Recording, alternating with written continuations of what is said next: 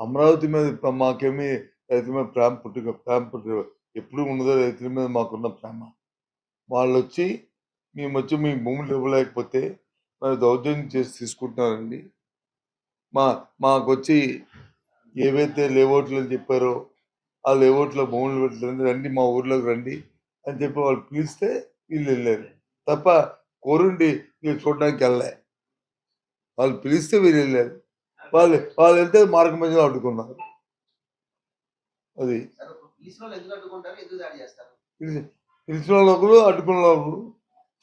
పిలిచిన వాళ్ళు ఒకరు, అడ్డుకున్న వాళ్ళు. ఆ ఊరికి వెళ్ళకముందే అడ్డుకున్నారు. వాళ్ళు అక్కడికి వెళ్ళకముందే అడ్డుకున్నారు ఇక్కడ. ఆ ఊర్లోకి వెళ్ళకుండా. ఆ ఊర్లోకి వెళ్ళకముందే అడ్డుకున్నారు.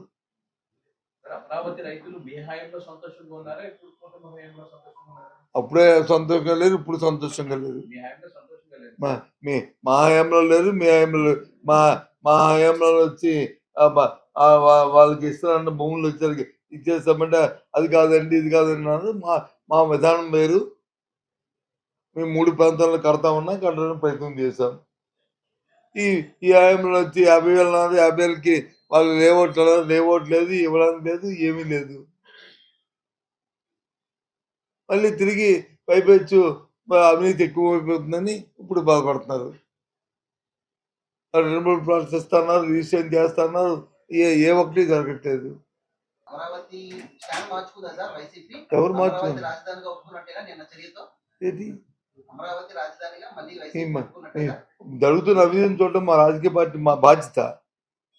ఒక ప్రజాప్రభుత్వంలో, ఒక ప్రజాస్వామ్యంలో ఎక్కడైనా ఏదైనా అవినీతి జరుగుతుందా, ఎక్కడైనా దోపిడీ జరుగుతుందా, ఒక బాధ్యత గల ప్రతిపక్ష పార్టీగా 40% ఓట్ షేర్ ఉన్న ఒక రాజకీయ పార్టీగా మా బాధ్యతగా దాన్ని అది చెప్పి ఎండగట్టి దాన్ని అడ్డుకట్టేయడం మా బాధ్యత. దాంట్లో భాగంగానే చూసాం. తప్పేటి మావిగాని మా సజెషను మావిగాని మా సజెషను మా తాలూకా సూచన. 3 రాజధానులు మా అప్పుడు 5 సంవత్సరాల కింద మా ప్రభుత్వం తాలూకు విధానం. ప్రజెంట్ అమరావతిలో జరుగుతున్న అవినీతిని అడ్డుకోవడం. రాజధాని నేను చెప్పడం మా స్టాండ్ కంటే ముఖ్యం ప్రభుత్వ స్టాండ్ కదా కావాలా.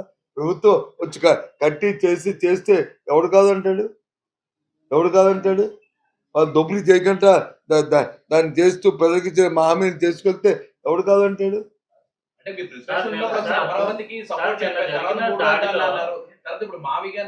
మీరు దయచేసి ఏబిఎన్ వాళ్ళు, నేను మాట్లాడింది నాకు క్లారిటీ ఉంది, ప్రజలకు క్లారిటీ ఉంది, మీకు క్లారిటీ లేదు. ఏదైనా ఒక కార్యక్రమం ప్రభుత్వం తలపెట్టినప్పుడు అందులో దోపిడీ లేకుండా, అందులో అవినీతి లేకుండా ఆ కార్యక్రమాన్ని తీసుకెళ్తే ప్రజలు హర్షిస్తారు. ఒక పేరు చెప్పుకొని దాన్ని దోచేయడానికి ప్రయత్నం చేస్తే దాన్ని ప్రజలు హర్షించరు.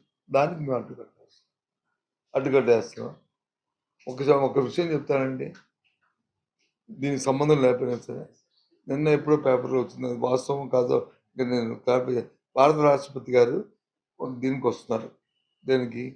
స్నానకోత్సవంకి ట్రైబల్ యూనివర్సిటీ విజయనగరానికి వస్తున్నారు. ఆ పిల్లలకి గ్రాడ్యుయేషన్ అయిపోతే వాళ్ళకి సర్టిఫికేట్స్ ఇవ్వడానికి వస్తుంది. సంతోషం. ఎప్పుడైనా భారత రాష్ట్రపతి మన దగ్గర ప్రభుత్వ అద్దెకోలు ఉంటారా, ప్రైవేట్ అద్దెకోలు ఉంటారా? సెక్యూరిటీ వస్తుంది. లేదంటే నేవల్ అంతకుముందు రాష్ట్రపతి వచ్చింది కానీ ప్రధానమంత్రి వచ్చింది కానీ ఉంది. అవి కాదు. ఇప్పుడు ప్రైవేట్ హోటల్లో పెడుతున్నారు. విజయనగరంలో లేకపోతే జేఎన్‌టీయూ ఇక్కడ ఆంధ్రప్రదేశ్ ఉంది, అక్కడ జేఎన్‌టీయూ ఉంది, ప్రభుత్వ తాలూకా ఉన్నాయి. కాకుండా హోటల్లో పెట్టడానికి కారణం ఏంటండి? దేశానికి ఎంత తలవం పండిది అంటే దోపిడీ కాదండి ఇది. పరోక్షంగా ఆ పేరు పెట్టి ఆ సంస్థకి మనం దోపిడీ చేసి ఇవ్వడం కాదండి. ఇండైరెక్ట్ ప్రమోషన్ కాదండి. న్యాయమా అండి? మీరు దాన్ని సమర్థిస్తారండి? చెప్పండి. అందరికీ రాష్ట్రపతి, అందరికీ ఇది గౌరవం, ప్రతి ఒక్క తాలూకు గౌరవం ఇది. ఈ భారతదేశంలో 150 కోట్ల మంది తాలూకా తాలూకా ఇది పరువు సమస్య, ప్రతిష్ట సమస్య. పరువు కాదు, ప్రతిష్ట సమస్య. ఈ దేశం తాలూకా ప్రతి సమస్య. కానీ ఇది దాన్ని ఏదైనా మీరు ఎవరైనా ప్రశ్నించారండి? ఇది మిమ్మల్ని క్వెషన్ చేస్తాను కాదు. ఐఎమ్ సారీ, ఏమనుకోకండి. Don't think otherwise. నన్ను ఏమనిచ్చారు ఏమన్నా? చెప్పండి. చెప్పండి. చెప్పండి ఏమనిచ్చారు ఏమన్నా?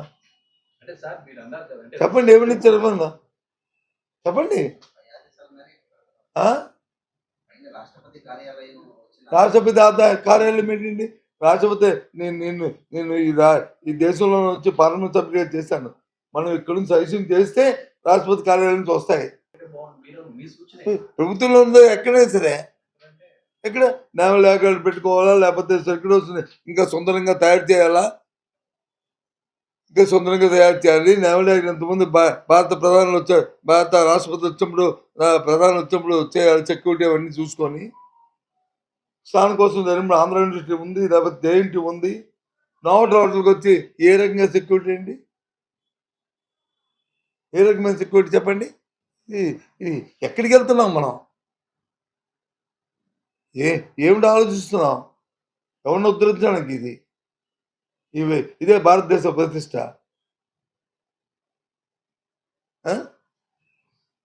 ఏమనుకుంటారండి? ఈ విషయం మానేసి ఇంకో విషయం ఎందుకు మీరు ఎంతసేపును? మీకు భారతదేశ ప్రతిష్ట అక్కర్లేదు. మీ ఏటీవీ గారిది,